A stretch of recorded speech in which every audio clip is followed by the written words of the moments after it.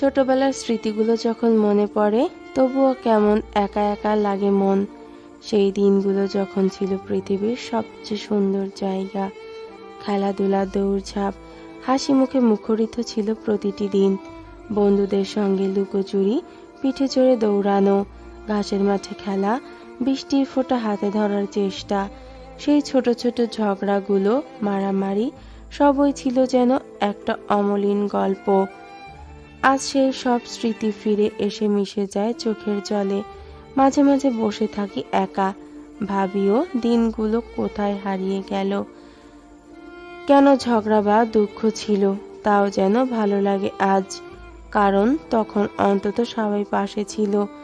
মার কোলে ঘুমোনো, বাবার গল্প শোনা, বাড়ির গন্ধ, পাড়ার বন্ধুর হাসি, সবকিছু আজ শুধু একটা মধুর স্মৃতি, যা কখনো আর ফিরে আসবে না।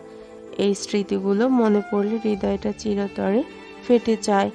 একটা অজানা শূন্যতা নেমে আসে বুকের মাঝে।